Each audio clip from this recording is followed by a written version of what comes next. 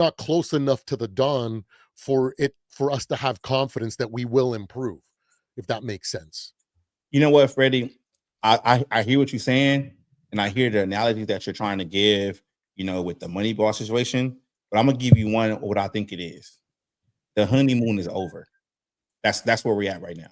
This is to the point where you have to make or break, this team, like where you have to excel.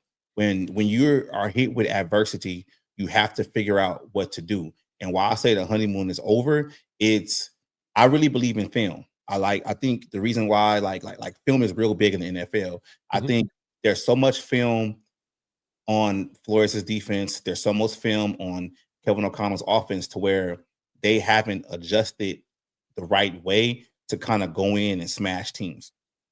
And they're not surprising guys with this movement at the line or this disguise of this front or whatever. And it's not there anymore. So it's like the honeymoon is completely over. This is people call it nut cutting time. This is nut cutting time.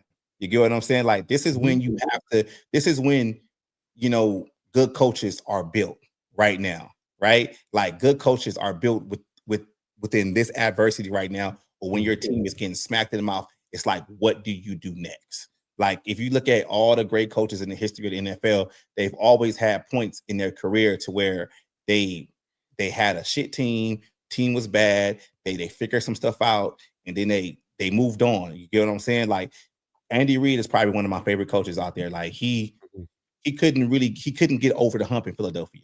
He couldn't. Even when they went to the Super Bowl, they lost. The greatest quarterback of all time. So then he goes to Kansas City, and they figure some things out.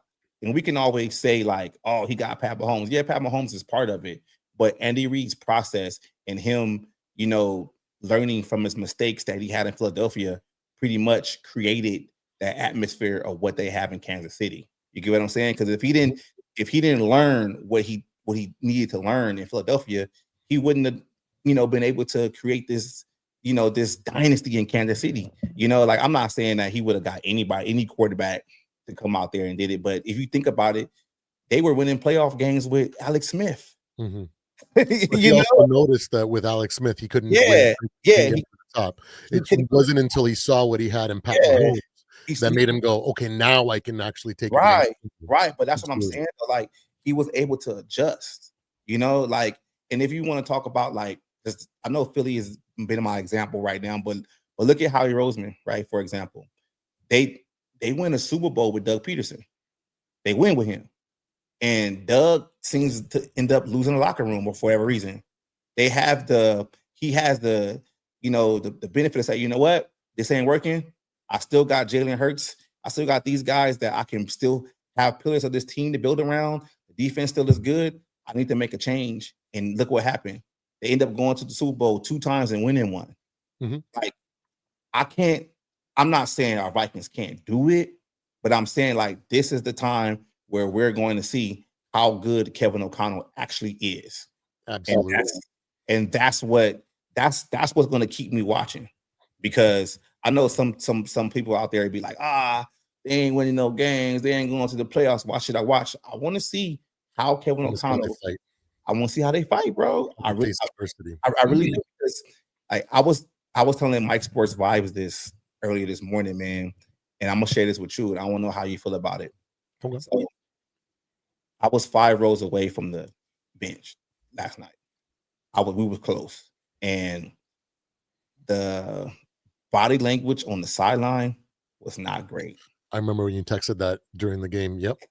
It was not great, and I don't know if it was other content creators there or other people that were actually was keen on that, but I saw the fact of the matter, like these players don't mess with these coaches like that. Like when the offense came off the field, you know how they would be like slap hands with the coach or whatever. It was like last year. Yeah, they were like beeline. Last year was different. Yeah, they were like beeline to the seats. Like I seen Kevin O'Connell be on the island like so many times, just standing there like trying to figure some things out. I see Brian Flores like not like he engaged with his defense, but he wasn't really like, you know, like he wasn't the force. And yeah, I think the locker room is lost for a lot of different reasons. Like I think the locker room is lost, bro, because it's the process that's not working. You get what I'm saying? Like it's the way they're going about things that's pretty much the locker room as splits. And these are a couple of things why I feel like a locker room is not there. So I'm glad you brought up Moneyball. I'm glad you did. You be cooking sometimes, bro. For real, right? Because think about this, man. Cam Bynum is not here anymore, right? Mm-hmm. You shouldn't have paid Cam Bynum to stay. Am I saying by paying Cam Bynum to stay is because he was a leader on defense, right? He was a guy that kind of riled the soldiers up to go out there to battle, right? Another guy, a captain, you don't have anymore. Harrison Phillips. He was a guy that kind of rallied up the linebackers and the defensive line, right? Mm-hmm. So you don't have. And he had the run stopping skill set that we need. like I'm just saying, bro. It's like sometimes you can't lose people on the team that bring that ability to your roster. Like, and sometimes the intangibles outweigh. Like I'm a big Zimmer guy. Everybody knows that, but the heartbeat of that defense was like it was Everson Griffin. It was Eric Kendricks and Anthony Barr. Like they were the heartbeat.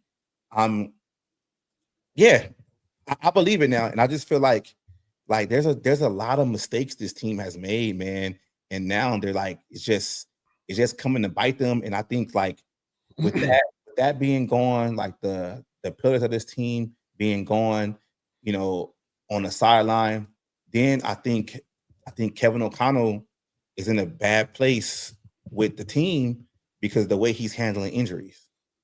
And while I'm saying it's boiling over now in this, and I feel like this though, bro.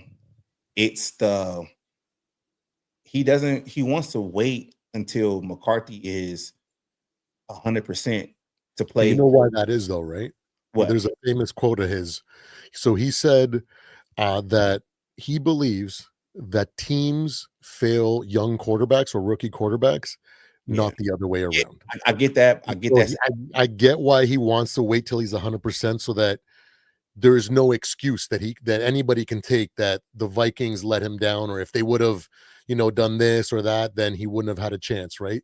So I understand that, but at the same time, like to go back to freaking fundamentals. Like you don't need to go crazy. That phrase is cute, but that's not why he's like he's lost the locker room. He's lost the locker room. No, but that's what I mean. Like why he's keeping JJ from starting. Yeah, but this is what I'm saying with this. He's rushed other players back from injury. That has gotten worse. So you don't think other guys see that? Christian Darrisaw should have not been playing so early within this season. They rushed him back.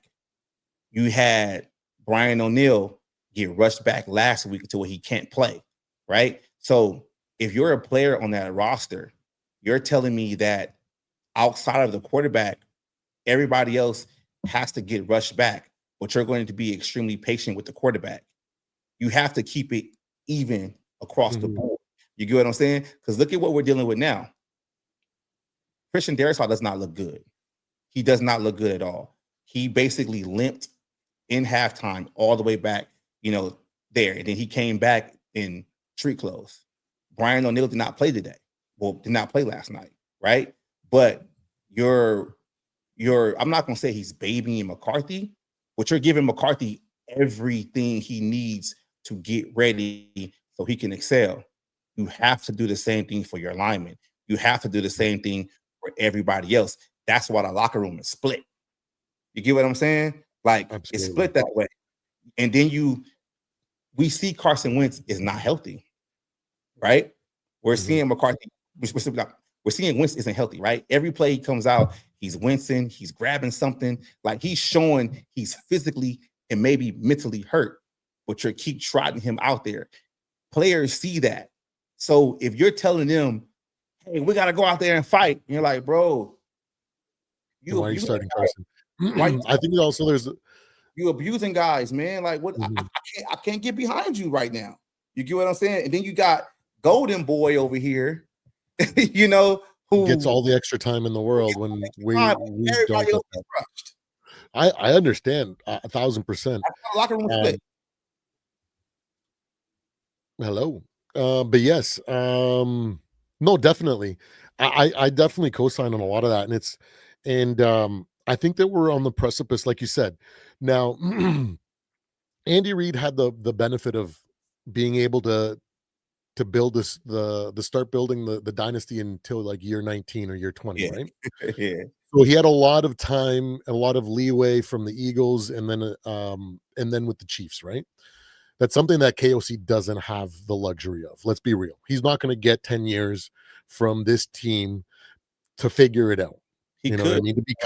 Talent. To be like, oh, it's a possibility. Maybe they love him that much because the whole reporting in KOC we trust, regardless, he can do no wrong sort of thing. Yeah, Maybe he might get a 10-year shot at it. I don't know. I don't know. Maybe he goes the way of Danny Green and gets a long tenure with us, right? But to go along with what you said, Andy Reid had the benefit of over a long period of time making a ton of mistakes and then adjusting so that when he got to Kansas City, he was able to take those lessons and run with them, right? right. Now, there's two, we're basically the way that I see it is that we're at a fork in the road, essentially. Right now, KOC has had, like, if we look at the fourth season that he's, well, this is the fourth season, but like what he's done so far, he has basically speed run uh what a lot of coaches experience in 5, 7, maybe even 10 years, right? Yeah, So what happened in 2020 in his first year, right? With the no defense, basically his version of the 98 team. Let's be real. It's the poor man's 98 team, right? Where we had all offense, no defense, right? And then we got destroyed in the playoffs. So that's one massive lesson that a lot of coaches don't get to learn in year one, right? And right. then everything that happened in that season, all the close games, all the drives that he messed up with being trying to be too cute and trying to force trick plays or creative plays, whatever, high IQ plays, whatever you want to say. But we saw a ton of those in year one. So Like, he's still doing that now, though. but at so much less than he did in year one. You got to True. admit, like, he does still try to force them here, but every once in a while, he gets it right. I'm thinking of the Oliver pass from Cam Akers, right? So it caught me off guard. You know, I seen the wild card. I was like, oh my God, he's doing this on first down. He's just trying to find a way, a cheeky way to get like 1 or 2, 3 yards. So then the second down, he can, try to get it by third down, like a 3rd and 3 or something like that. Something super easy. So then he can open up the whole play. So I'm thinking, oh, KOC, what are you freaking doing? And then he caught me off guard, right? So it's like, so there's evidence that he is learning from the mistakes that he's made. And then last year culminates with almost every single game we had situations happen that happen in the playoffs, right? You shit the bed. Like, I'm thinking of the Jacksonville game, remember? Where we started and it was an ugly first half. Turnovers, penalties, we basically like we've seen that in the playoffs where a team comes out, the Patriots in the Super Bowl, right? 3 points or 6 points to their 24, 26, or whatever it was, right? And they had to face that adversity and find a way to win in the second half and then pull it off. We did that last year, right? Every single game. There was games where we started super strong, we got multiple turnovers, we looked like a juggernaut, and then the second half we just couldn't figure it out how to like stop them from scoring, right? This year, we're seeing the opposite. We're a second half team, right? So there's all these different lessons that were learned essentially in a year that most teams experience in the playoffs 4, 5, 6 years in a row, right? Early. So that's why I say he's kind of like speed run a lot of lessons, right? In a short period of time, which brings me to that what you said with Andy Reid, where he had the luxury to experience those and then learn from them and then adapt them when he got his perfect situation, right? So like to go back to where I feel like we're at a crossroads. So I feel why I have confidence that going forward it's going to go in the right trajectory is because of all those learning experiences and because of the growth that we've seen, right? Good, But man. we're at a crossroads where if he doesn't learn and then actually translate into putting it into a practice, we're going to go down the opposite side because the opposite side is you crumble, you learn nothing, and you flame out, right? Right. So that's where he is right now, right? So like everything, like so up until this game, we've shown a ton of fight. You know, we've kept games close Yeah. into the point where we can try to win. So that's a sign for me that last year, everything that we went through, we have learned and moved forward to this year. We're not completing comebacks, it's fine, right?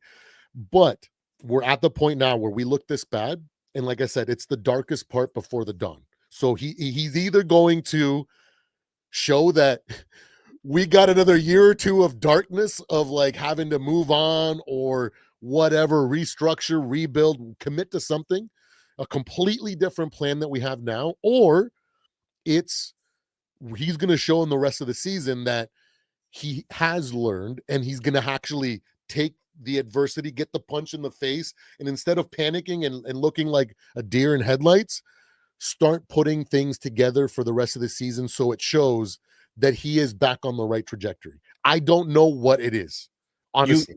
you remember we had that talk about Pokemon? I know everybody Yeah. out there like these old dudes talking about Pokemon. Right? You remember you had to talk about Pokemon and Pikachu, and Not Raichu, evolving, but and someone forcing it, with the stone to evolve the Pikachu early, and the Pikachu doesn't really understand all the benefits of being Pikachu, the speed, everything like that, and then he becomes Raichu, and he can't too really early. he And becomes Raichu too early. mhm. It could be. It could be. But also, too, remember how I said Pikachu was the only guy that could not evolve, stay in the vision that That he he was, yeah. saw, because he knows that that's going to be better than even the evolved version of The himself. evolved version. I But don't we don't. That's what I'm saying. we don't know. That's a great dichotomy. That's a great example because it basically just explains what we were saying, right? Yeah, Like, yeah. it could either be darkness for the next 2 years based on what's happened so Mhm. far, and he's just going to crumble, and the expectations that we're hoping him to meet someday are not going to happen, Yeah. and he's just going to be he's going to go back and be an OC somewhere or whatever before he gets another chance, go through that whole roster thing that Yeah. coaches go through, And or he's gonna realize that no, I am the Pikachu that freaking I have to stay this because my vision is that right, and I'm just gonna keep pushing forward. And then the lessons that I've learned push him to the stage where we're like, whoa, what the hell? He actually knew what he was thinking. Maybe he had something here, right? Like because and to go back to Moneyball, right? yeah. When they fielded that team together, everybody was like, "What the frick?" And now, fast forward, every single team has adopted those philosophies one way or another. Right. So, are we in the stage of we're just trying something new that's just bound to fail? Or are we in the beginnings of witnessing something that has never been done before? That after the right amount of time and adversity faced or whatever, we get something that like from going forward people are trying to copy us or Yeah. have some sort of variation of the things that we're doing, you know what I mean? So I don't know, I can't say for sure one way I, or another. I just think It's difficult to it's put my it's hat on it's one. it's But difficult to predict the future, but you always have to look at what examples you have, from the past of going forward. I don't I have a hard time believing in Kevin O'Connell going forward. And my thing about believing in O'Connell going forward is the development of this roster is not great. And I don't normally like to compare teams, but there are 31 examples of NFL teams, outside of ours that, deal with the same thing. And I think Mekhi Beckman for the Chargers, I think he went down like the first quarter of the game, didn't come I back, thought right? I thought that was gonna even things out and make it Yeah, like, okay, now we might have a and 50-50 again. they just kept rolling. It didn't Yeah. even they just next guy up mentality, and it's like I'm questioning leadership on this coaching staff because you have a lot of bad beats that are really biting you right now to the point to where I don't think you can't escape it.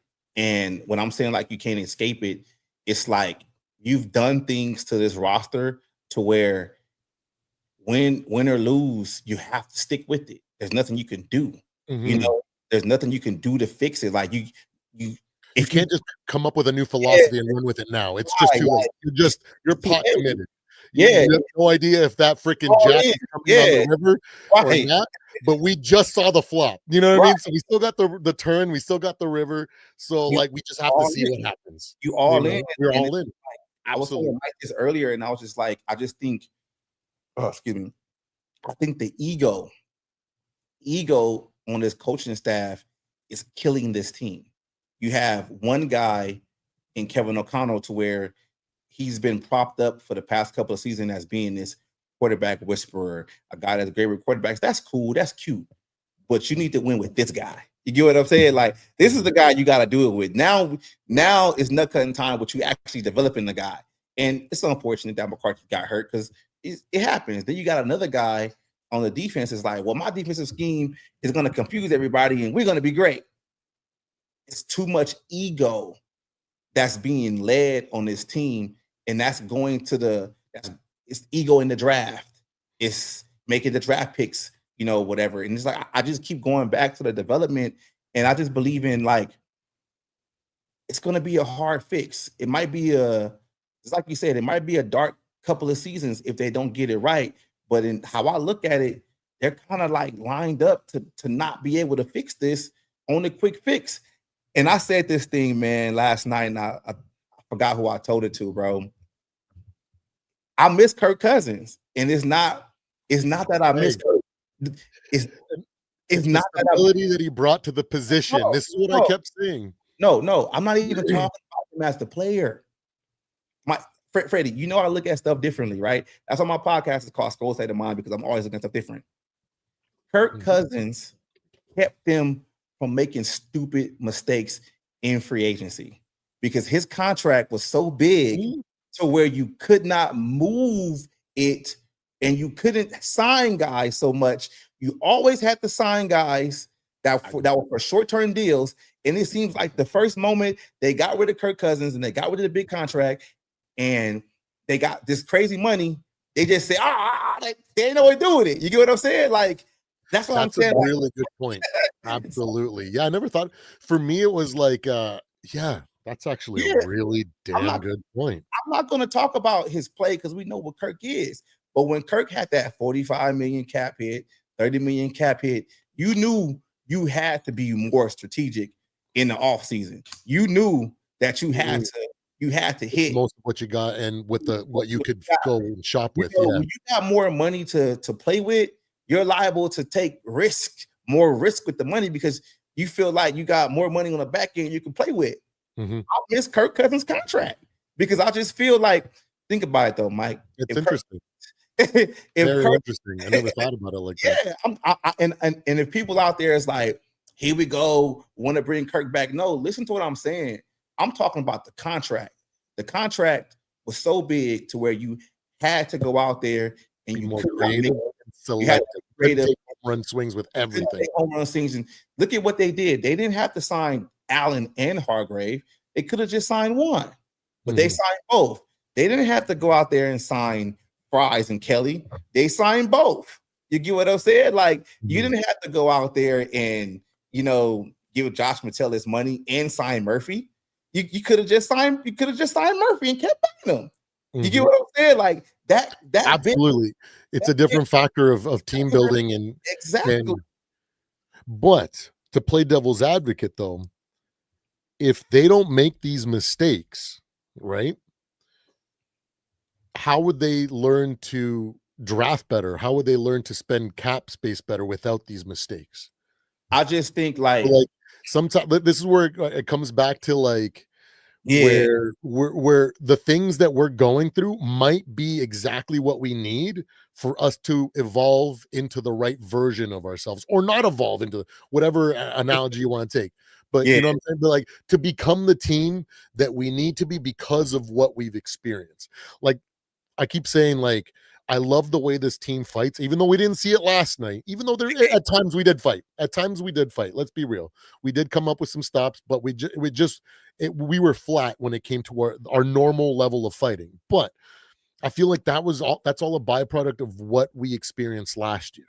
You know what I mean? So maybe the lessons that we have to learn and the experiences, the mistakes that we've made as a result are what's going to push us to become the team that we need to be. Or it's going to make us go the complete opposite way, and then yeah. in the off season we're rebuilding, or next off season we're rebuilding, right? I can't tell, but I think the confidence, because you said that you're pot committed. You're in this state of mind where it's like you're pot committed.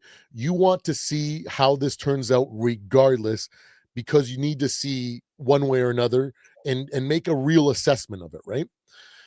Me, I gain my confidence because of the team looks more or less what I anticipated it to be. So I'm not upset that we have really low lows, because I expected lows.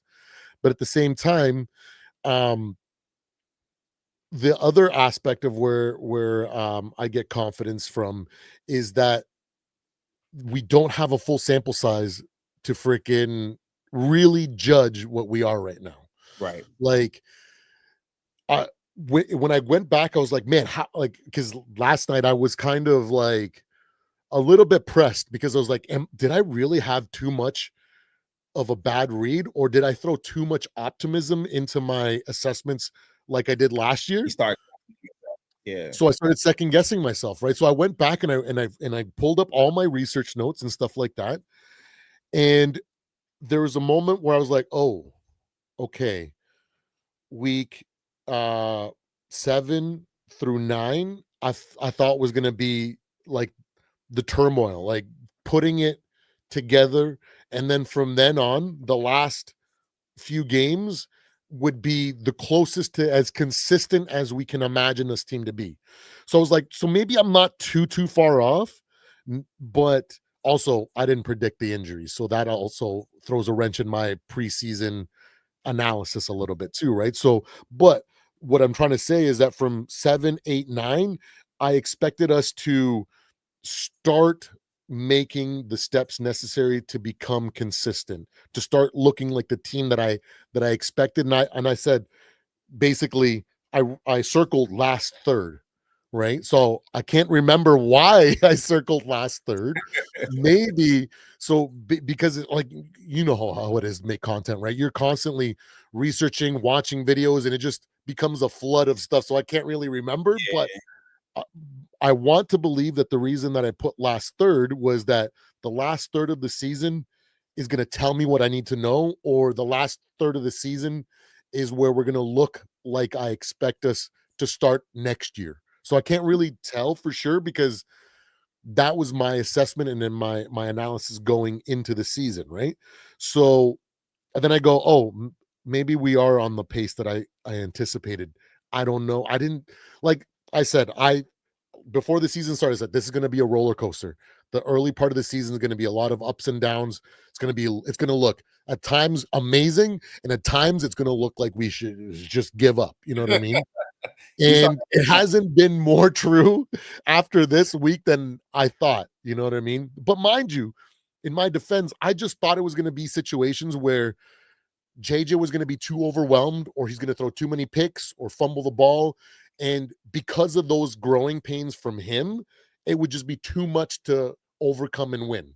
But But then you would have accepted that because so you knew he was developing, and in he's the a next rookie. year he would have been That better. that's why it kind of hits a little harder and it hurts a little bit more, because we don't have that. We don't have that excuse or that comfort to be like, a rookie's allowed to make those mistakes. You know what I Yeah, mean? yeah.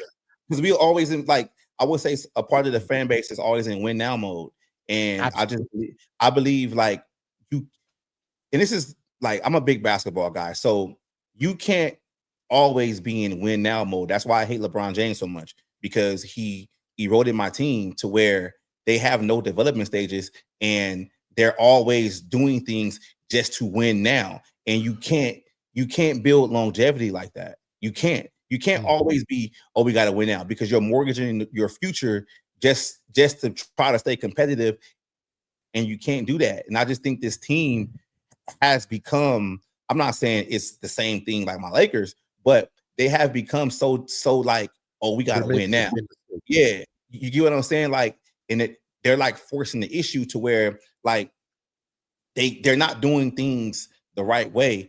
And if we talk about quarterbacks, man, and I'm gonna go back to Kirk, excuse me. I think Kirk is the fork in the road with this team, and I think they botched it. I think they I think they really botched it. And it's not the signing of Kirk Cousins. We all knew Kirk was going to leave. It's the negligence. Longevity. It's the negligence, and I'm gonna say negligence. It's the negligence combined with Kevin O'Connell's ego by not solidifying the backup quarterback when they had the chance to. You could have signed Sam Darnold to a longer deal than what you signed him for when he was available that offseason. Sam Darnold signed here for 10 million, and basically it was five plus flies, 10 million, I mean 5 million on the books, and then void year for the next year, right? You shouldn't have made it in your best interest to maybe give him more money and solidify him as the backup for the future and still draft the guy. And even if Sam didn't want to do that, that's fine. That's his prerogative. He wanted to try to figure things out. But if you look at that offseason, there was no guarantee that Sam was going to actually be the quarterback starting the team last year. It was talk that JJ McCarthy He have was been the supposed to take it. yeah, that he was Yeah. supposed to be over, but then he got hurt. He got hurt, and then Sam had this a great year. So human nature would be for Sam to leave and take the best money possible, Mhm. because he never knows he's going to be a starting quarterback on his league again, or is going to be offered that type of money. I get that. So you botched that one. Then But you with him though, he wasn't available during the last part of for us to actually sign for multiple years what do at a you mean? cheap rate because he was signed to the 49ers. No, he was an Was he? outright free agent. He was a In the summer yeah, that we moved on from Kirk though. But what I'm saying, yeah. but I He thought, was, okay, maybe I misunderstood. I yeah. thought you meant that before we moved What on I'm from Kirk, I'm that we saying should have signed him for like 3 years or trade and sign him or something. That's what no, I'm assuming. what I'm saying is this though, right? I'm gonna back it up so you can understand it. So we knew Kirk was gonna leave, right? Kirk is the fork in the road. Kirk leaves, right? Sam Darnold comes available because his contract is up with San Francisco, right? He's a basically quote unquote, unprotected free agent, right? Mhm. Instead of you giving him 1 year, you shouldn't have gave him 2. You get what I'm saying? Yeah. Mm. You shouldn't have gave him 2 before he actually stepped foot on the field. You get what I'm saying? Because if you would have Mhm. gave him 2 years, you knew you was gonna draft a quarterback. You knew at the end of the day you was gonna draft a quarterback. We just didn't know what it was gonna be at the time. We didn't know if it was gonna be McCarthy, Bo Nix, Michael Penix, whatever. But Mhm. you could have solidified a True. quarterback on If your right. not him, somebody else that was willing, because remember Exactly. the negotiations came out with Sam, and his freaking selling point was, we're gonna make you the next Baker Mayfield. Right. So that he was ready. The reason he was basically ready to only sign for 1 year with someone, because he felt ready to kind of show that he had fixed himself enough, right? The So thing, maybe we could have gone with, I don't know who was I'm available not at the buying time, that but though. I'm not buying that, because the thing about it is though, if you go back to that offseason, Sam had a possibility of not playing if JJ McCarthy got hurt. You get what I'm saying? So if Sam doesn't even get on the field to actually play, he's never going to have that 14-win season. You get what I'm saying? Like Mhm. you can't say he's going to be the next Baker Mayfield, with if he does not play. You get what If McCarthy, No, I'm I sorry, get what you're saying. See, I don't know the like because they never give the details. They just show that that that was kind of like a selling point for them. They don't really go. It's yeah, hard to say unless you're in the negotiation what they actually meant by that. I just think But people make things up that don't really fit the facts. I think Sam came here on a small deal, 1 year deal, with the hope of actually playing. Sam knew they were going to draft a quarterback, so we can get Sam out of here, right? So that happened. Then Daniel Jones gets cut. You bring him in on the practice squad, and then eventually you put him on the active roster for whatever games, right? You shouldn't have when you got Daniel Jones off of waivers, you shouldn't have signed him for 2 seasons. You shouldn't have signed him for the season that we were already in last year and for the next season, to where you don't even have to go into negotiations with another backup quarterback next year. Now, this is after you drafted McCarthy, right? This is after you drafted McCarthy, and I can understand, people being like, "Oh yeah, but he wanted to option to go somewhere else." That wasn't even on the table at that point because you waited to the off season. That's when all these other jobs became available. You get what I'm saying? Don't you take care of it now, and then if shit comes available, and then you're like, oh, maybe we got to trade him because he doesn't want to be here. That's something different. But these guys kind of played themselves in the point of being. It's like they had no backup on the roster. yeah, And that's the problem that I've always had with Carson and Wentz. And with that being said, is that the reason why they're not playing Brosmer because they don't want him to be injured the rest of the season, and they actually want to develop into a long-term QB2? I think so. Maybe that's a lesson learned from that Yeah, mistake. yeah, yes, I think it's lesson learned because now Brosmer is going to be on the roster for a long time. So you have a backup guy who knows the system going forward, but they played themselves to the point of being like At the time, absolutely. No, I'm a 1,000% on board with that take for at the sure. time. If you remember, I remember 2017, right after the debacle against the Eagles, and then the Vikings went into a situation where they basically had no quarterback on the roster. Teddy Bridgewater was going to be a free agent. We knew Sam Bradford knees could not hold up, and we all knew that Case Keenum was just a backup that was riding on a high year. You get what I'm saying? Like they had nobody on the roster, so the best bet that they could do was sign Kirk. You get what I'm saying? They were right there again last season, and they just kind of botched it, man. Like I just think that's it. They were botched it by ego because Kevin O'Connell's this quarterback whisperer, and he has all these examples of making this and making that. It's just like it's just been botched. It's like, bro, think about it like this though, man. Like if Kevin O'Connell did so well with Josh Dobbs, why he didn't resign here? Right? Why he didn't resign here? How come Mullins is a backup? He's a straight up, he's a career backup. Why did he leave? I think also that plays a factor that they don't mirror JJ McCarthy. Right? Because if you have a backup that doesn't mirror your starter, you have to have a completely different game plan if he has to play. Right? But if you have a guy that has the same skill set, Yeah, you don't have to change the plays. You don't have to. They just have to both know exactly what to same do playbook because they anyway. have the same Any quarterback, yeah, skill set, right? I get that. I So get that's that. why I think Brosmer was drafted because he looks to me like Or signed because he was undrafted free agent. oh yeah, like signed, but like that's why they signed him because he mirrors JJ. Similar style of game. He's a dual threat that can throw the ball, and so like when he has to step in, like the whole offense is gonna be like, oh crap, what do we do with him here? It's like, no, we're just gonna do the same thing. We're gonna do the exact same thing. We Yeah. might lean on to more of his strengths Mhm. instead of what we expect from JJ, but it's essentially the same thing, the same play calls, the same theory, the same strategy, right? Right. So that's why I think those guys didn't really fit the mold for what we needed for a backup. Now, to go back to how we were talking about how this team and like your analogy with the Lakers, where there's teams out there, we know them in every sport. There's a team out there that always mortgages their future to try to win now in hopes that they can steal one, right? The Rams a couple of years ago, you know Still what I one. mean? Still one.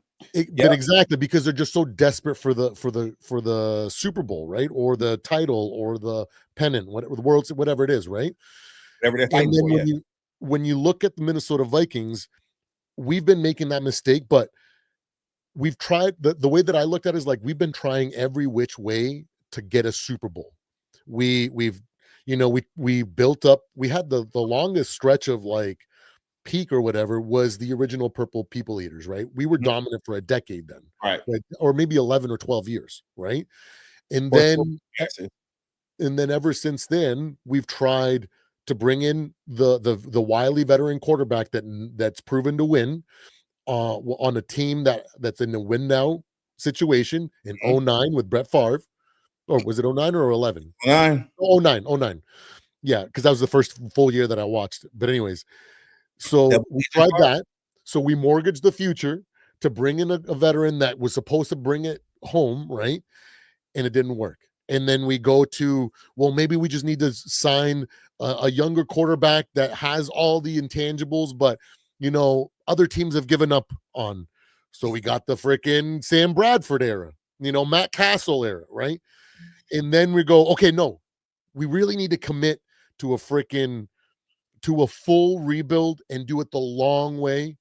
So let's draft as high of a quarterback as we can that has that potential to potentially become that team in the future. We draft Teddy Bridgewater, and then he snaps his knee. You know what I mean? Like, so then we get put back into the sense of like then the Case Keenum thing, and then all of a sudden we tried different ways to win, Mhm. and it just keeps coming up close where we're mortgaging the future, right? And then they decide to go, let's bring in Kirk. Let's try to make the best out of what we have because we have a generational receiver. We have some stuff that we Have a might be able to steal one, yeah. and he's got that. He's the guy. Maybe the game that he needs to win in prime time or in the playoffs to erase that history that he had. Maybe it'll come with us, and maybe we'll steal one, and it didn't happen, Mhm. right? And then when I look at this, look at everything, I go, wait a second. They bring in Cam, they bring in KOC, they look to draft a top tier quarterback.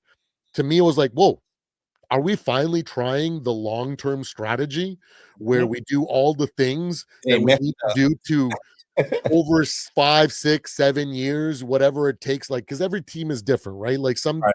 teams click really quickly and they can build a dynasty, like or not a dynasty, but build a championship caliber team and then try to go for it, right? Right. But we've been kind of snake bitten. You know what I mean? We've had bad situations happen where we bring KOC in and we try to get this thing. JJ McCarthy gets injured. Freaking the O line has been atrocious. Just injuries after injuries at the That's O on Kevin line. O'Connell, bro. Pardon? That's on Kevin O'Connell. This is But my what theory. I'm saying is, Yeah. what I'm trying to build a picture, right? So, like, so with all that being said, how maybe this is their attempt of trying to learn how not to freaking mortgage the future to try to win now, Right. and it's just not going right. And because they've never committed to this, they're making the mistakes that they are, right? And now we start seeing, like, now that, like, I never even really thought about it until you made that point about how we've never committed to bringing in a good backup. Now I go, wait, Max Brosmer might be that chance That's of the them trying to commitment. learn from that That's the mistake, commitment now. Yeah. right? So, That's the commitment now. and so they are trying to learn, but it's like when you don't know what you don't know, it's going to look extremely bad, right? So that's why I say it brings me back to the analogy of the crossroads, right? We're at a state where if we make the right decisions, we might veer down the way where we actually develop and build, we learn from our mistakes and build that team that we want to be. And it's not going to be on the timeline that we want it to be as fans. Or it's going to fall apart and we're going to have to rebuild, move on, bring somebody new in, whatever it is, change the culture, change the GM, whatever it is, right? That's why, like, but then I go back to where I, because of my marketing background, right? Market research, it's like freaking the sample size is still too small to be able to know what this team truly is. Because let's say let's play devil's advocate for both, right? Let's say we look this bad the rest of the season, right? The sample size at the very end is going to tell us exactly what is wrong with this team, because we have a full 16 games to go. This is a problem, this is a problem, this is a problem, this is a problem. And right now we can point to things, but by the end of the season, we might have completely different problems that are the actual issue, right? Like the truth will show in a full sample size, is what I'm trying to say. So what do you think Or the biggest problem with this team? well, um, one second. I'll answer that in a All right, second. go ahead. Or then we could have the whole opposite thing, like maybe like the absolute worst case, we look like garbage and we have to rebuild at the end of the year, fire everybody, right? Or as the season goes on, things start to click, things start to actually work out that they imagine, and some of the lessons that we're griping about, they actually learn from them, and actually the rest of the season proves that they are learning from them and working towards the right way. And then we end up with a second half of the season where we're like, oh crap, maybe we did overreact, right? So there's no right now for me, it's like there's no telling one way or another, because it's just not enough data to actually get some actual valuable information from yet. Because what happened, like the thing is that what happens if we lose 3 in a row and then we win out? Who was right? Are we freaking garbage because the next 3 games we look terrible, or the final games of the season because we won out? That's who we are, right? So Oh, no. like that's what I'm saying, at the end of the season, we'll know. It's like, oh, injuries played a massive factor at the beginning of the season. This is what caused this. And then by the end, we started to put things together. So the problems were our health, this, or we lose out. It looks the worst that it can be. And then we go, this is a problem. The head coach is a problem. The play calling is a problem. The choices at running back's a problem. The offensive line, the health, the rushing players back. Like, we'll be able to actually see what the real problems are, because we're only just seeing like mirages of what it could be. And we're running with that, if that makes sense. Mhm. You know what I mean? Because I'm looking at it is when I analyze data, right? And when I analyze that, the sample size matters, right? That's why when they put up statistics in the middle of the game, they have to put at the end minimum 12 starts, minimum 25, minimum 4 seasons or whatever it is, to justify the stat that they're putting up there, right? Because if you don't have the right sample size, Mike White should have been a franchise guy after those first 2 games that he played, right? Right. So that's why I'm like, it's so hard to tell. Like it's hard for me to say one way or another, because of that background in my education and in work, to make me go, I the Viking fan inside me wants to just lose it and just say blow it up and just rage and rant and freaking just throw shade at everybody. I'm not gonna lie. I'm not immune to that. Okay. Just because I try to be as um optimistic or realistic as I can, or objective as I can, doesn't mean that internally I don't feel like everybody else does. I just put it to bed for the reasons that I'm saying, right? So I don't know. It's really hard to tell, but I agree with like this is why I think it's really hard to tell, because I agree with literally everything that you said, Yeah. because I'm like, that's all plausible. I can't say no, that's not it. But then I think of all the other things that I mentioned, and I'm like, but that's also plausible. It's like, what is it? You know what I mean? So this is the thing this is the crossroads that we're at, where, like I said, it's the storm, like the rain is always the hardest before the storm breaks. The freaking it's all the night is always the darkest before dawn breaks, right? So what is it? It So I I'm frustrated as in well. my Okay. opinion, I just think, like, I just really feel that when you do not build the team, when I'm saying team building, you gotta have a good combination of young players in development and starters that are playing right now. And I just really think that the Vikings have no development on this roster. And that's what's starting to really really hurt this team because when you have injuries like they have this season, I mean, it's unfortunate, but you don't have.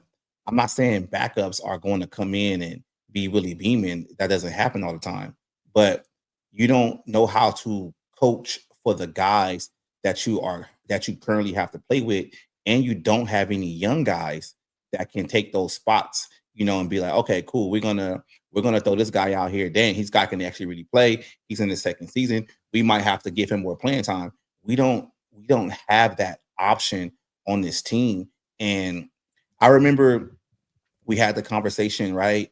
And you asked me like what was my gripe with Brian Flores.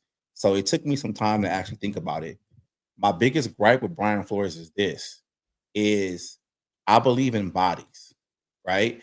And what I'm saying is I believe in bodies is I understand that Lewis Seen was not working. I understand that Makai Blackman wasn't being what Brian Flores wanted.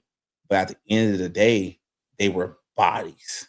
You get what I'm saying? They were bodies on cost effective rookie contracts. You replace those bodies that were cost effective, that were young guys, and you got expensive fast. And now the guy that you got expensive with, they can't play.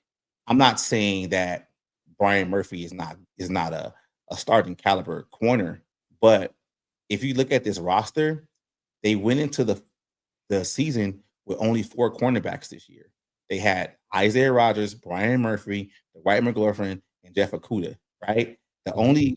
only guy that was actually young development on that team was the Dwight McLaughlin, and he's not really that good. He was a undrafted free agent at best. You had a third round pick in Makai Blackman that you traded away for nothing, right? You had a second round pick in Andrew Booth that you traded away for nothing. And I'm not saying these guys were going to actually be Pro Bowlers, but at the same time, Brian Flores never believed in these guys enough to throw them out there and actually get experience. Now we always sit here and we talk about, you know, JJ McCarthy, where hey, we just need him to start playing so we can kind of figure some things out.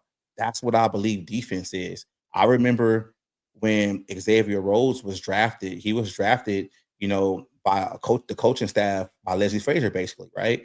And he was horrible. He was it seemed like either once or twice every game he had a pass interference. And if he didn't have a pass interference, he played like he was hurt, right? Mhm. And Zimmer comes in here and he develops him and Trey Waynes into great corners. I just feel like Brian Flores doesn't have the patience to develop guys and be like, all right, cool, I got this next guy up. And I know people out there are gonna be like, oh, what about Ivan Pace? I've always said Ivan Pace was trash. And the reason why I said Ivan Pace was trash is because I knew he was limited to what he was doing. He was making splash plays by basically just rushing the quarterback, doing the blitz, but he never was asked to do any kind of real linebacker duties. And when he had to go back and start doing real linebacker duties, he ended up getting benched. Like, so to answer your question, like that was my thing. I just always felt like, why isn't he playing these guys? Why are we cutting these young guys on this roster to where we're going to have to replace them with older players and more expensive contracts, and we still don't know what these guys are? You get what I'm saying? Like, Mhm. I just hate that because I think players get ruined, by bad coaches a lot. Kevin O'Connell can say like, "Oh yeah, about the quarterback situation." I think we've ruined a lot of players, man. And the reason why some of these, our offense and defense is not excelling to where it need to be is because you got rid of guys that you shouldn't have developed. You Mhm. got rid of Ed Ingram that wasn't really that bad. And what did you replace Ed I Ingram was with? defending Ed all last season, man. That Yeah, was like the only one I felt like at yeah. times. I was man, I used to get man, people used to bash me for that. But think about that though, bro. He would have been in his third or fourth season, a cost-effective contract, right? And Mhm. you traded that away, and then you got expensive and you got worse. Mhm. Like, that's what we have. As of right now, that's what it looks like for Yeah, as sure. of right now, that's what it looks like. Like you got worse. And if we talk about the defense, with the cornerbacks and the safeties, it's like, okay, Cam Bynum shouldn't have been resigned. Yes, Metellus is not that great, but then you had to beg Harrison Smith to come back, and he can't play anymore. So now you have more money allocated, and he got worse. And this is what I go back to Lewis Cine, and I'm gonna be a Lewis Cine apologist forever. And I'm happy he got a Super Bowl because I think the kid can actually play. There was a game in the preseason where Brian Flores allowed Lewis Cine to just read and react, and he played well. He played phenomenal, right? You allowed Harrison Smith to be in this kid's development way. Like, you did that. You never said Harrison Smith is basically done.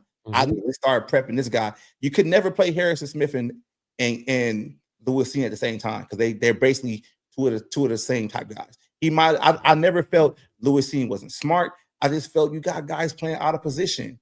I don't believe that Dallas Turner should be playing the outside. He should be rushing the quarterback from the inside. He needs to be the other inside linebacker. But Brian Flores wants him on the outside. Like, there's a lot of these things like I'm seeing, bro, and this team is old and expensive fast. How you said that Kevin O'Connell accelerated his development by getting, all these wins early. They made this team old in one season, one off season, bro. It's like that, the remnants of that mortgaging your future for your chances now. You know what I mean? And it doesn't make sense in hindsight when you have a rookie quarterback starting to mortgage your future because realistically, it's not going to happen. Yeah, right? I don't think ever in NFL history a rookie has ever won the Super Bowl. You know what I mean? One came close. One came close. That was Ben Roethlisberger. He came. Oh yes, that's right, Ben. Yeah, and then he had immediate success in year 2. He won. And they won the next year. Yeah, so, absolutely. But he was a unicorn though. At the same time.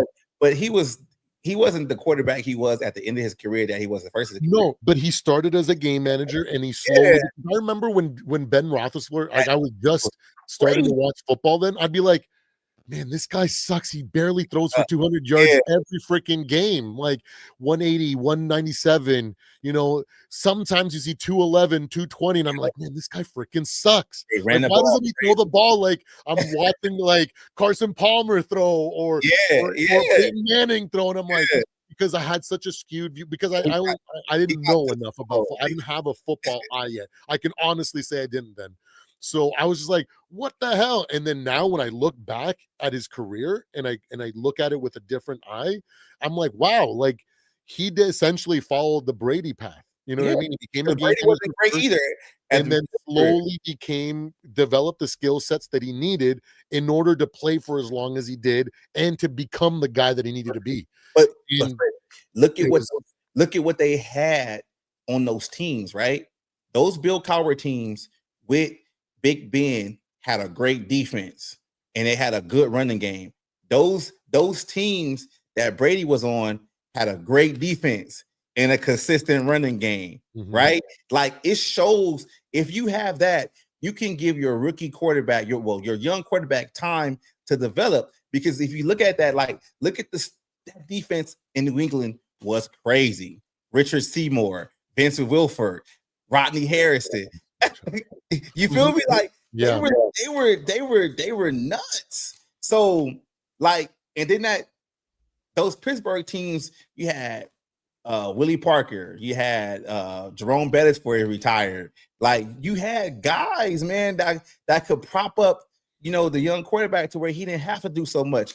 That's what the Vikings should have did, but they didn't. On paper, it looked like that though. Going into the season before anything was played, on paper, it looked like it. That's where I think a lot of people's expectations came from. Yeah, where it was like, oh, we can carry a rookie to the Super Bowl. Maybe we can get lucky, sort of thing. And I'm like, I remember thinking we can maybe squeeze into the playoffs and lose one playoff game. And to me, it was like that's a win because JJ will at least get to see playoff. Will have playoff. Like what it looks like, that different speed, the different pressure, the anxiety for getting ready to it, right? So then in year 2, he can take a real step. But yeah, it's hold on. They went the wrong way, man. absolutely. And I just don't know. Like the thing is that like all these mistakes we could also be sitting here like a year from now or 2 years from now going into the season. And because we made these mistakes now, preseason or not, in the off season, in the draft, we get the right players that fill in the right spots. We get all these. We avoid all these mistakes, and then in the playoffs we get injured. And because we've experienced this now, we know, oh man, okay, we have to make these adjustments quicker and do these things, right? So that's the optimist of me kind of speaking, because this is what I say. I can argue both sides. I can Yeah. take your side and go, yes, this is a complete failure. We keep making mistakes, and it's only going to get worse because we keep doubling down on the same mistakes over and over and over again. And then I go, but then I can also say, you know, the complete opposites in like I just said, meant like all these are the lessons that we need so that when the time comes, we've gotten all that experience out of the way. And because of that, we don't mess up then. But right now, it's too early in the season to really know until the end, right? So We gotta play it um out. We gotta. I just realized I missed so many freaking chats because you Hey, made such great points and I was going with them. hey, And look at this. Look at this, bro. I just saw this on my Twitter feed. what's up? Garrett Bradbury is the third highest graded center in pass pro in the NFL this season. 0 penalties and 0 sacks allowed. I did look into both Ingram, and Ingram is a highly rated guard, but where Bradbury is good on one side, he's bad at run stopping. He's always been that. So I think he's in like the low teens for overall centers, which is better than what we got. You know what I mean? He's actually playing, and he was less expensive than Ryan Kelly. That's what I'm saying, bro. It's And like, you know what? Last year, everybody was complaining about re-signing Garrett Bradbury, and I kept saying, guys, keep him. if you look at the last year, a lot of the criticism was you're too small, blah blah blah. And then Yep. I said he did all the right things for this team. He went and put on like 40, 50 pounds, Mm-hmm. and he did the things that earned him the next contract. So I was like, let him freaking play and see what happens. See what happens. Because he's earned that, right? And now we're not reaping the benefits of all that work that he did because we gave up on him too soon. You Yeah. know what I mean? So it's like it's that same recurring mistake where it's like you guys, you got the thing is what chaps me about everything that we talked about is that we commit like 4 years ago to start and build the right way. We Yep. get ourselves an offensive coach. We get a good defensive coordinator in year 2. We get generational talents, and then we trade up to get a lottery pick quarterback. It seems like we finally made the turn, and we're going to commit to this strategy now. And then we make the same freaking mistakes. You know, we've mortgaged our future. It's like, wait. When you're trying to build a freaking, through the draft and become the team the long way, you can't make these mistakes. You know what I mean? So it's like the old habits are kind of rearing their head still, which, you know what I mean? Like some of them, those mistakes, I guess, had to be made last couple of years, right? Bringing in Van Ginkel, bringing in Blake Cashman because of the situation that we're in. So it kind of made sense then. But like you said, the Kirk Cousins contract was holding them back from truly making the mistakes that they made this year. Yeah. But like It was keeping them in check. when you think about it, do you want to teach someone to fish or do you want to just give them a bunch of fish? You gotta teach them to fish, because if you give So a bunch of fish, they're gonna always keep asking for you. so Kirk Cousins the fish in this situation. But I believe it. But I believe in this one. I'm trying to think about you can't feed a hungry dog. True. Yes. But but the point that I'm also making is That same hungry dog is gonna eat you alive. yeah, but to get that dog to be where it's at, there's a lot of other mistakes that you got to get to before, you know what I mean? You face that hungry dog, right? Yeah. But Yeah. my point is that I think I think the hungry dog isn't. I think the hungry dog analogy isn't the players. I think the hungry dog is Kevin O'Connell. Could very well be. And like in my analogy, Kirk Cousins is the fish Yeah. because we didn't choose then to be like, you know what? Let's trade up, let's do whatever we can, and let's build the right way. You're gonna get Right? knowledge when we get on here, But man. no, what we did is we went with Kirk. You know what I mean? So it's like When they decide we get on they together. decide we're gonna freaking try to build a long-term freaking team and do it the right way, but their old habits get the better of them, and then they get the fish, which totally prevents them from making the mistakes that we've made this year, and now we're suffering because of those. And it's like this better be a freaking wake-up call to you guys to be like, hey, this next year or whatever you got to do between now and then, you better start looking at freaking your scouting crew and being like, you guys need to freaking step up your game. You guys need to go out and clean house and be sellers at the trade deadline and try to bring in some picks and potentially identify, do we move on from Jordan Addison? You know, do we move on from certain guys to be able to get the picks in order to get back on track in, like, I'm not saying that's just an example. I don't know. We can debate who that player could be, but what I'm saying is someone that's valuable enough to get good trade assets for, or like good draft assets for. Let me ask you this though, and I want you to be completely honest with you right now. I just wanted to do the first thing. We need to get back. I need to get caught up with this freaking chat. Yeah. I feel so bad. I'm so sorry, guys. And once we get this next point out, we'll go through the chat because everybody's been typing, and I'm so sorry. That's my bad. So we always throw the analogy of them getting draft picks.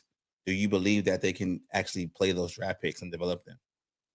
The thing is that unless we give them the opportunity to do it and then make mistakes during that, they're not going to learn how to do it. I don't know how to do it. Okay, let's get to the chat. Right? That's all so, like, it's one of those things. It's like, man, it's frustrating because we make so many good decisions when it comes to building the right way. So, for example, we move on from Sam. Right? I don't care what anybody says. Moving on from Sam is the right move because when we get to the playoffs this year, he might win a playoff game against a flawed team if he's a wild card team, because most likely they're going to come in as a wild card team. So they might be able to beat another flawed wild card team. But when they face the real competition of the top echelon of the league, they're going to get smoked because Sam cannot play under pressure. His confidence is that bad that it's going to take multiple attempts at the playoffs before he gets right to where we can go, okay, he's no longer seeing ghosts. He's got enough confidence to push him through bad situations, and he's not going to totally collapse anymore. It's a possibility, but he's more on the opposite side of that storyline now, where he can elevate and be the reason we win, where I think this year and next year, he's going to be the reason they lose, especially against a team that's going to be able to put it on them hard, just like the Rams did, right? Just how the Lions did last year, right? Once he faces a team like that can really put it to him, that's where we're going to see what he's made of. And I think has taken a small step forward this year, will take a small step forward this year, and then a bigger step next year. And then going forward, that's where we're going to be like, Sam is actually a guy that can win in the postseason, because I don't think he's there yet. And then for us to say, oh, we should have kept Sam, only if we had picked him up in your situation where we picked him up for 2 years and it was going to be cheap for us. Yeah, that makes sense. But yeah, I'm not saying after the 14-win season. I'm saying before that even happened. That's what I'm saying. In that situation, yes, if that would have happened, but the way that it's going to go down, what happens if we do keep him and then he gets blown up in the playoffs again? How mad? I was mad that he melted down in the last season. How much more mad would you be this year if he melted down in the postseason? If we had Sam, right? It would be like, why did we waste another freaking year to get the exact same result? Why have we not learned anything? Right? So, you know what I mean? And then we did everything to get to the point where we got on a rookie scale quarterback. And then you go and mortgage the future to go back to old mistakes, and you're right. that freaking the fish in freaking in Kirk Cousins prevented them from making these mistakes, And this right? is why So they Kevin didn't O'Connell, learn how to fish. yeah, Now they're learning how to fish, and they freaking suck, bro. Like I feel like I could go fishing better than this team can right now. But just to kind of go back on the points, let's get back on yeah, go to the the chat. chat. All right, let's go back here because we've got a bunch of people that have joined. T-Bass, Skola, holy crap, it's been a whole bunch. So April was the last one. So Mav Henry says, in your opinion, do you think we should have hired Harbaugh? You want No, to take that one first? no, No. no. I think Harbaugh was great on paper, but I just think about Harbaugh's like shelf life. Like Harbaugh, he could have did good here, but I don't think he would have had longevity, outside of 3-4 seasons. And I understand like what Harbaugh is and what he's doing now, like it's great, but we gotta just always think about it like it's hindsight 2020. Like He's I got a don't. he's got a finite window, right? Because what we've seen in Yeah, college, what we've seen with the 49ers, hell if he yeah, doesn't break through, he doesn't do it. And then he yeah, has to bail and go somewhere right, else. And he's got that 3-4 year. And if he doesn't yeah. do it, he moves on. And then So he that's a seems to good have take. he seems to has issues with management a lot when he doesn't really get what he wants Mhm. or be able to do He's what he old wants school. to do. Yeah, he's He's old school. Like I'm not saying so he's a bad coach. Like good for San Diego. Like good for them. And sorry guys, I know they don't play in San Diego anymore, but I'm from California. They will for always sure. be the San Diego Chargers with us. So Yeah. he's good with San Diego. So I mean, it's good, but I'm just not. I just think like I'm gonna throw a PA say for Viking fans. We gotta always stop looking at it like, oh, we should. Revisionist history. Yeah, revisionist history. Like it's not that. Like I think the right move was Kevin O'Connell. It's just that Kevin O'Connell has adversity now that he needs to get over, and we need to be on the front step to actually see what he's gonna do. Absolutely. I'm going to take a different side. I'm going to say that, well, first, I'm going to preface it by saying I'm old school. So that's the type of coach that I would respond to. So I was all for the Jim Harbaugh signing. But when I look at the snapshot of that time, right, our team was freaking done with that type of leader. Yeah, Zimmer was that guy as well.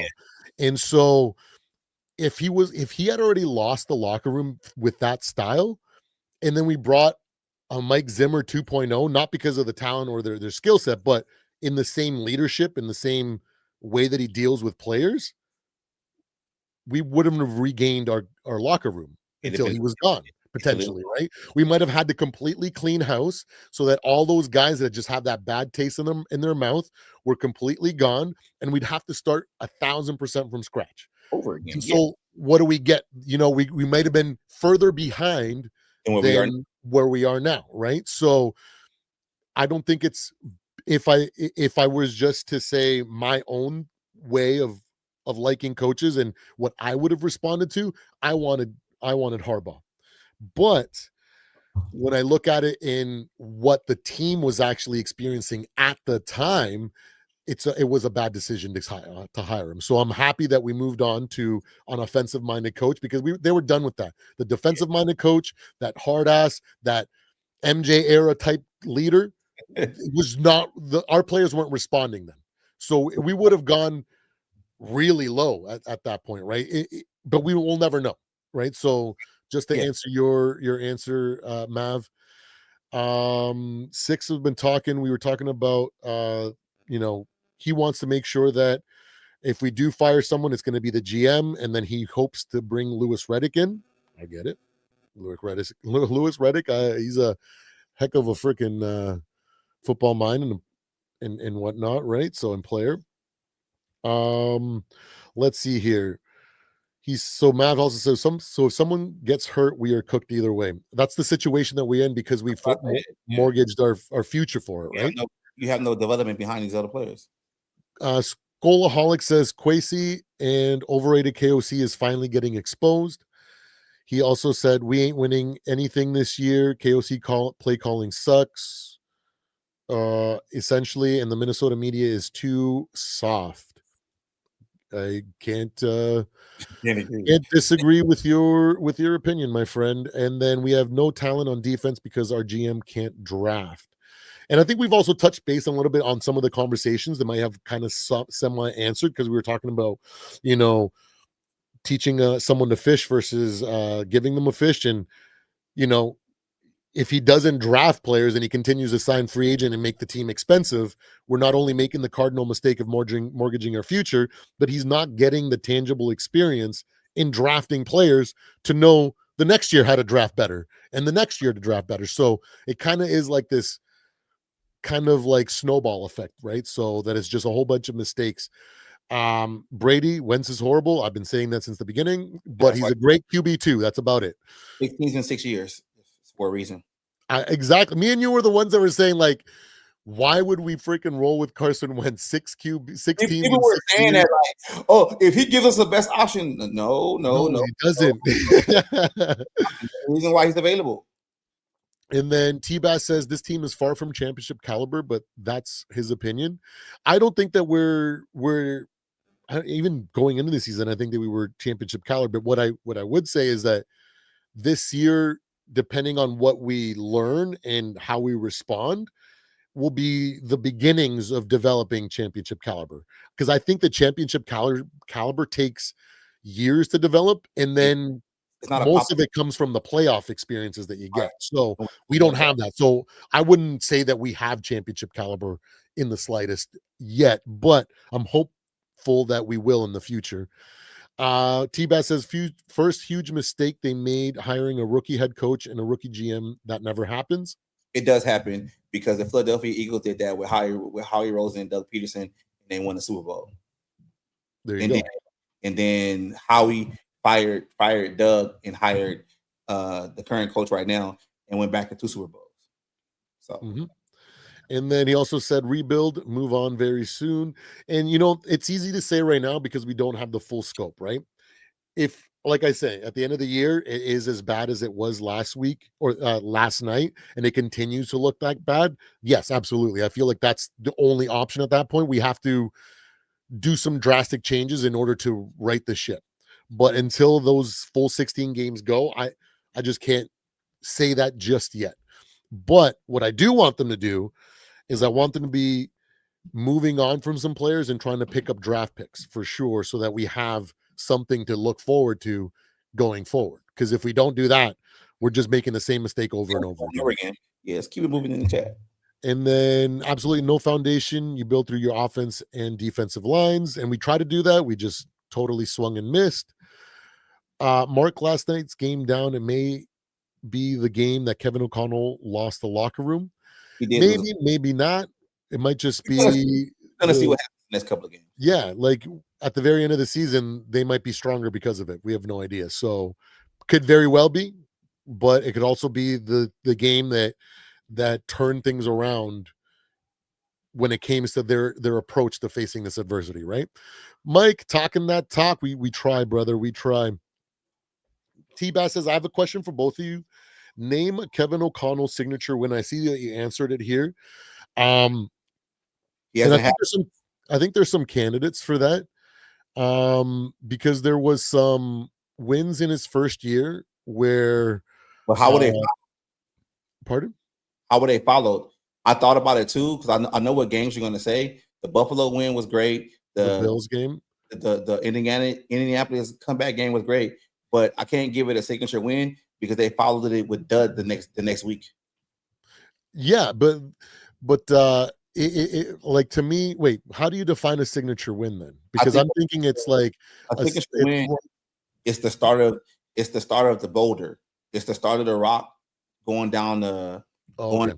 It builds the momentum. You can't have a big win and then the next week you have a no-show. That means that win it wasn't a big win. You just got lucky, basically. You know, like that's just how I look at it. He hasn't had the point to where he has a big win and followed it with the consistency. Like I think the Buffalo Bills game, that game was great. That was one of the best games I ever seen in football, right? That was a great game. And then I think we lose like 40 something to like 3 against Dallas. Mm-hmm. You know, like we haven't learned how to deal with the emotional roller coaster after a crazy high or emotion filled win. even before KOC, right? With the Minneapolis Miracle game, we came out flat the next week, right? So it's just something that you have to learn so that you can develop championship pedigree, right? Yeah, For that's me, right. the way that I look at a signature win is more maybe I just have the wrong definition. Is maybe I'm looking at it. It's like a game that kind of highlights your highest potential, like what you could be once it all comes together, Right. right? So I'm thinking the Indianapolis game, the Bills game, and then there were a handful of games last year where, like I said, there were so many games that were like playoff like situations where you only see that stuff happen in the comeback win in the playoffs, right? And where either both teams did really really well and we ended up just being able to do all the right things at the right times to win, or we crap the bed like the Patriots against the Falcons, and then we turn it around and actually complete the comeback, right? So there's things, but I think that my definition doesn't align with what I think you guys mean. So Yeah. if we go with that, I don't Yeah. know. I don't know. I don't know if we do, Yeah. but He ain't had one. That's my thing. Like he ain't had I one don't know. Maybe the Giants game, because everybody going into the season was like, we're gonna win one game. with the You know what I Giants game mean? last So year. the first game of the season. Yeah. In that regard, in the way And that then they you followed it. that you guys say it, I think they because followed it with and then they beat Frisco the next week. So exactly. I mean, it's So maybe this. See, that's what I'm oh, saying. So like nah, it was I'm like, not giving it to him. or the Frisco game might even be the game. So like I don't know, like because I had a different perspective of what a signature win game is, but yeah, I think so. So signature game means the game that kind of proved that you turned the corner. Then Yeah, but that's my thing. Like you didn't turn the corner because you lost the next week. yeah, that's why I say the Giants game, because then we went on a 5-game winning streak, right? Yeah, When that's a lot true. of people thought we would start 0 and 5. Yeah, I give that, but I wouldn't even say that's a signature win because the Giants were not good. That was just that was the team you played against the playoffs last week, the prior year, and you wanted to get some get back, and I can't count Then that. that's what I'm saying. Maybe it's the 49ers game, because it was like that Yeah, was just a thing because we ended up having a great you start won to that. the Yeah, season, yeah, right? you Well, I were don't know. We didn't totally turn the corner, so then technically no, but we've had a lot of like flashes of what KOC can become, right. which is just like, this is why I say he's freaking speed running what most coaches learn in 10 years. He's trying to learn it in freaking 3 or 4, right? And, So I don't know going forward, but maybe not. Um, T-Bass says, I've been watching football long enough. I know a donkey when I see one. okay. Maybe so, but I've also been watching football and just sports in general when I've seen teams be at this low point and then turn around and become the thing that nobody expected to, right? So two things can be true, and it could be, either opinion could be proven right over the next 10 game or maybe a couple seasons, right? So the jury is still out, but I respect the opinion. This is from when we were talking about we were hardly upset because he didn't think the team was gonna be like that. Let's see here. That's for sure. It's kind of hard to tell because what we were talking about at the And time. and Kobe King just got picked up by the New York Jets. There So you go. that's another draft pick we just lost that couldn't get on the field under Brian Flores. I'm telling you, Mhm. I had this conversation. Um, most of these free agent signings were players on the team that were Yeah, currently on didn't want. they were Or cut. didn't want, okay. They were cut. They were on a team that they were currently on, or the team didn't want them. I get what you're saying. They were cut.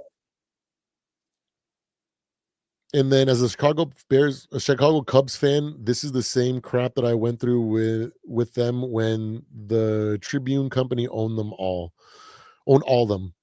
All they look is profit. Winning is the afterthought. Hey, I I don't can think actually talk to that because I grew up a Toronto Maple Leafs fan, and that is definitely what it was like when the teachers union owned them, because they only cared that they're like, hey, well, we sell out every game even if we lose, so they never you cared to build a team. Hmm? The teachers union owned them. Yeah, the teachers union used to own the Maple Leafs, and they were like the majority stakeholder. And I'm pretty sure that we've moved on from them, but that's why we always used to bring these old washed up guys that used to be big names because they would fill seats, and all they cared was selling tickets and merchandise They rather was than getting actually paid off winning. the back end. Yeah, And some now, and then it was so bad. T-Bass, are you still a Cubs fan? Because I gave up on hockey in general because of that. I went from I gave up on the Maple Leafs, and then because I had witnessed Jonathan Taves in the World Juniors and in the Olympics and stuff, just doing amazing. I was like, I became a Chicago Blackhawks fan for like 1 or 2 seasons, and then when they won their cup, I kind of was like, oh, I'm done with hockey. And then around the same time that I got into football, and I just said goodbye to hockey, and I said the Maple Leafs literally destroyed my love for hockey because of that fact I that don't they think just the care Vikings are about. that. I don't think the Vikings are No, that. I don't think we're that, but I think we're a team that continues to try to find ways to win, and the fact that they tried different things instead of the same thing over and over just kind of shows, right? Yeah, just keep it moving in the chat because I gotta get off soon. All right, let's go down because man, we got a lot. Oh, Zoe's in the building. What up, Zoe? Angry Man Zoe. It's all good, man. It's all good. Clark says KOC and B Flow gotta figure it out. They got to. Absolutely. He said that, yeah. And these come on, because we were just talking about, I think Buffalo Bills was pure luck, and how many times do they fumble on a kneel down? Yeah. Yeah. Sometimes luck has to play a factor, Luck like if is you look at that Super Bowl win for the Patriots, right? Matt Ryan had to be as garbage as he is for him to make the mistakes for them to keep him in the shot, right? they start running Luck the is always a factor in any game, but absolutely.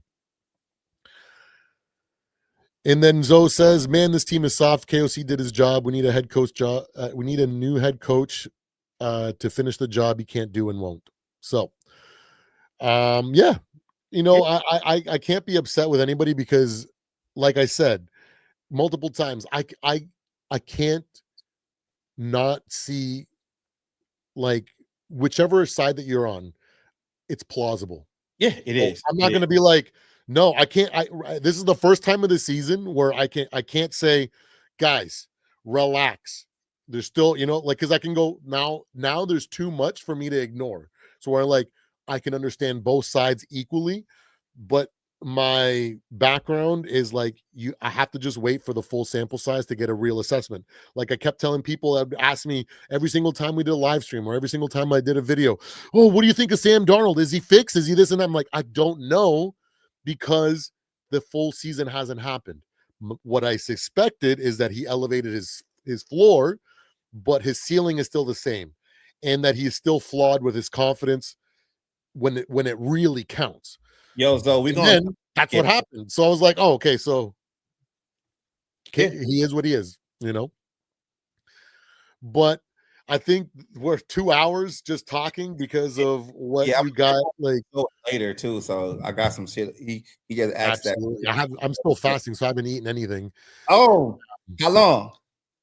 I till 6. So last night around 8 o'clock.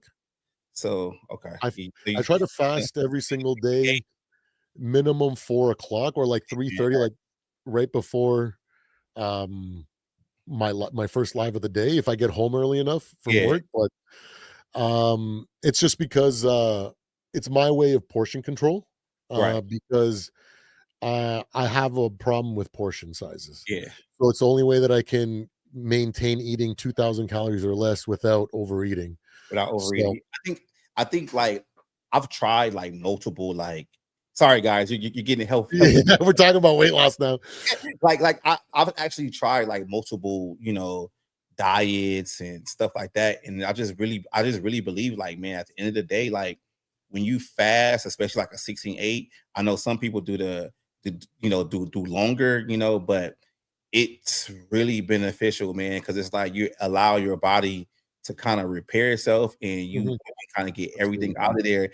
And especially like you said with the portion control, like like when you eat, your first meal, it has to be the right meal. Like it has to be Mhm. protein. It shouldn't be too many carbs. It should be, some good vegetables that can give you some kind of nutrients. And then when you cut it, you have that window to cut it off.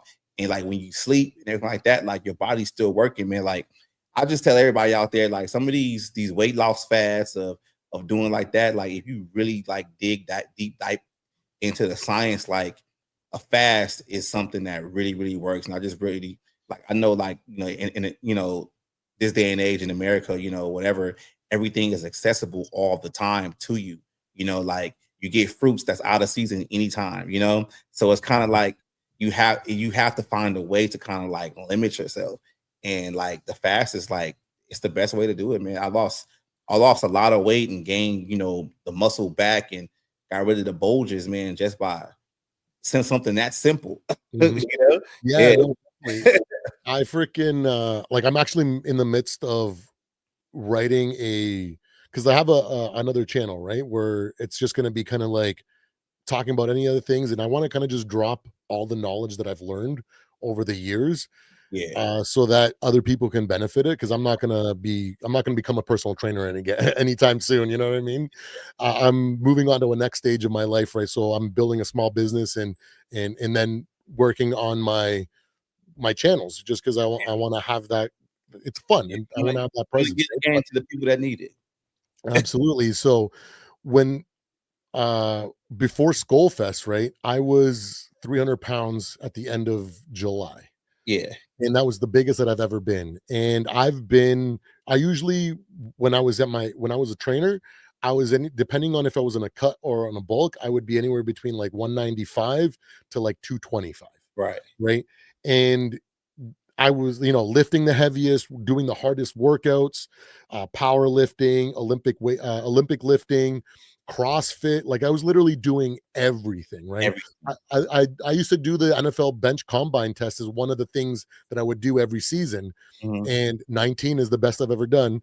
Not great, but good for an amateur. But anyways, um, what I did was I did, intermittent fasting because another thing that's really difficult is to judge calories. Even if you control portion sizes, you might think that that's a 500 calorie meal, It but might it's not. actually a Yeah. thousand. Right. And then you make 3 meals like that thinking that, "Oh, this is about 2,000 calories," but you've actually ate like 3,200. You know Yeah. what I mean? And then all of a sudden, you're over your calorie for the day that you've burned, right? So then Yeah. you're gaining weight, right? So it's Yeah. super, super difficult for you to lose that weight. So what I did was, like, intermittent fasting is good because even if you underestimate and you eat more calories than you think you're eating, Cut you it still off. can't overeat. Yeah. And then another reason too is if you go for these like fad diets or these super strict diets, You'll do something with it. willpower can Yeah. get you so far, and then eventually it's just too hard to follow and you're going to end up quitting, and then as soon as you quit that diet, you go back Everything to your old ways and then more, more. because you're just like, oh, I just want to eat everything, and then you go Yeah, from man. before where you would eat a medium pizza like to yourself, and now you're eating a large And pizza large. to yourself. Yeah. With And then more toppings on it. exactly. And you're just like, it just becomes a thing that it kind of hurts you. And I found that fasting, you get used to being hungry and you can kind of push it because you're like, like at first I was a very strict 8-hour eating window and 16-hour fast. Yep. And then I would stick to that religiously. But now that I've been doing it for August, September, almost 3 months now, I'm at the point where I break my fast depending on what I feel like because of the workouts that I'm about to do. Right. Because I lost 40 pounds in 6 weeks. I went from 300 to 260, and all I did was intermittent fast. I ate the exact same foods, but instead of ordering McDonald's for a burger, I made my burgers from scratch. So I bought the ground beef, the buns, the toppings, and although it's still not great for you, it's better than fast food. Right. You know what I mean? And so then after that, and then I would do every single morning, I would play Beat Saber for a half an hour. So it's a virtual reality game where you're just slicing Yeah, yeah. notes or whatever. You're And getting then the I made cardio. myself basically dance because you do it to like popular music. So like so it's just fun beats. So I made myself dance and be in an athletic position with my knees bent, and I would just play. And I would be freaking drenched in sweat. And I did no weight training. I didn't have to do any like walking. Like it's a lot of when you get to the extreme weight loss stuff, they say you need to walk 10,000 steps a day. You need to eat 6 meals and they have to be, a third rice and freaking, all these crazy things. And when you look at it, and then you got to train an hour in the morning, and then you got to train an hour in the evening, and then you got to make sure that you have, at least, all these things. And do you have freaking 6 hours a day to contribute to that? Because it becomes a Yeah, lot. that's a And lot. so I said, I have a lot the experience. When I worked as a personal trainer, I went 2 years straight where my clients, only my clients, won the weight loss challenge at the club. And to the point where at first, other trainers would try to beat my clients, and then they tried a couple times and they realized that they just couldn't do what I did, and they just stopped, and that basically just let me have it every time. So I was like, I have the knowledge, I know how to lose weight. So this time I said, I'm going to do it. I'm going to maximize my weight loss at every tactic that I make. So that's why I said I'm not going to do any exercise, I'm not going to do any steps. I'm going to lose weight through diet change and good habits, and You have it. switching from fast food, restaurant food, and And literally that's making anything from scratch. yeah. So What if it's I gonna wanted a pizza, I bought pizza dough, I bought the toppings, and I made it. You know what I mean? And for anything that I wanted, I learned how to make smash burgers. I can make lasagna from scratch, spaghetti and meatballs from scratch. Literally all the things that I was eating from fast food, I basically learned how to make. I learned how to bread my own mozzarella sticks. I learned how to make freaking stuffed crust pizza. I literally learned how to cook. And then the cool thing about that process is that after you do that, you learn how to cook. you learn And how to now when you go, oh, maybe you start getting to the stage where you're like, I want to try harder. yeah. You already know how to cook. So now you can start making these healthy foods and know how to You make get it more delicious. restrictions to diet. Exactly. And then you start now where I'm at now, where I eat mostly chicken, and I kind of go through, like, sometimes I'll make my own shawarma, or I'll make my own like chicken and rice, or I'll make my own versions of things. Um, so where they're as delicious because of now I know how to season things. You know what I mean? Like unlike before, where I would just let the restaurant do it, and now I choose the ingredients that I use, therefore there's less calories in the food that I make. And then that's how I was able to lose 40 pounds. And then I allowed myself 30 days. I restarted well, not really 30 days, like 2.5, 3 weeks from the end of Skullfest to October, where I just allowed myself to just maintain, Yeah. and I let body composition, because you can't go, I'm going to do this all and just go, go, go, because you will run out of willpower and you will give up. So I Yeah. said, I'm just giving I'm going to give myself 30 days where I'm not going to let myself gain any weight, but I'm not going to focus on weight loss either. And I'm going to allow myself to eat. If I decide I want to order a pizza, I'm going to order a pizza.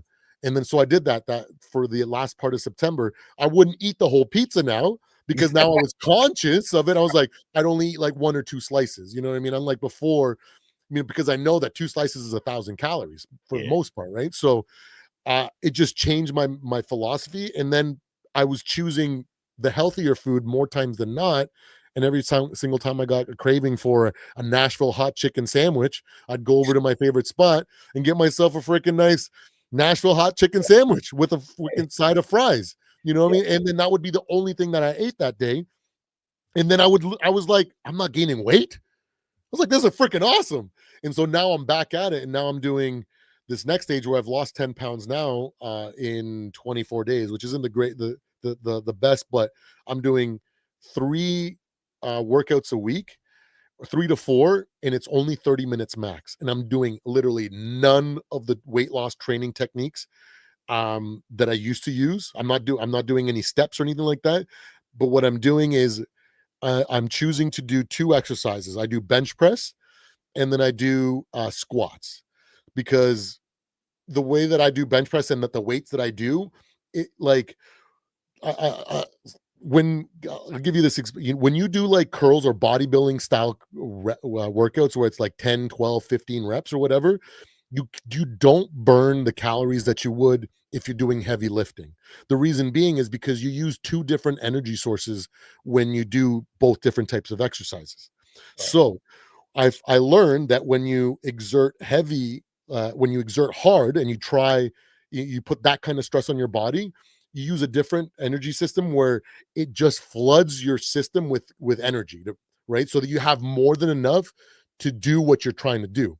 So when you do full body exercises, so my four exercises right now are bench press, and then squats, and then deadlifts, and then pull-ups, right? Because you're using a full body exercise, so that means you're getting everything is working. And if you go heavy enough, it has to be heavy enough. So I'm doing moderate to heavy so that I'm tapping into that energy. So then I'm basically just dumping calories It's when I not. do a heavy It's lift. not like you over there just No, moving. no, no. I do 30 minutes, and I do like minute to a minute and a half rest. I have headphones in. I don't talk to anybody, and I literally do my set, and I do warm up sets for bench because I have to do a little bit more volume because it's not the same as a real total body exercise. So I do like 3 sets of 10, and then I go to 5 rep range, and then I go heavy so that I'm getting that exertion to where I'm dumping calories just to move the weight. And Right. then I move to squats, and then I go to, 185, 225, 245, and then I squat, 5 sets of 5. And I can barely get that amount of volume in 30 minutes. And then I leave. And I don't do any of the weight loss techniques or any of the stuff that I'm going to put myself through in December, which I'm kind of dreading because I'm going to freaking go hard. But my plan is to lose 100 pounds in the second half of the season. I'm already down 50. You So I got think I can get the next 50 down once I start but using like the crazy techniques that I know. You know what I mean? messing around with this team, man, you get depressed. I don't, man. I definitely don't. But I I here, man, I gotta get ready for Zoe, and I need to. Absolutely. Yeah, because they're gonna get their 45 minutes before they sorry guys, we went on a total weight loss No, but, tangent. I guess but some you, people stayed because they wanted to learn something because we got like 15, 16 people in here still. yeah, I thought it was gonna drop to like 2, but like stay on for a little bit because I want to ask you something about the live too, though, because I gotta get some. absolutely, absolutely. All right, So guys, thank you so much for joining us. I really appreciate you guys listening to our rants. We try to be as real as possible and not, I definitely I hope I did a good job of not letting my optimism take over because I was trying to give you guys a real take. I Again, thank you so much, D Woods. Skull State of Mind. If you guys haven't, go to Skull State of Mind and subscribe to his channel.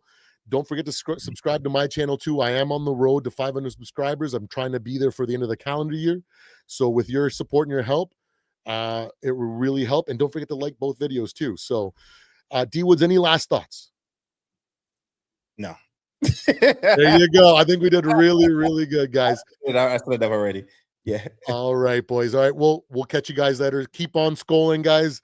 Hopefully the best is yet to come. There's my optimism. Okay. The best is yet to come. Yeah. 2025, 20 Minnesota Vikings forged in fire. There we go. A bit of positivity to the end. That's a great series, Fortune Fire. I watch that all the time. Absolutely, man.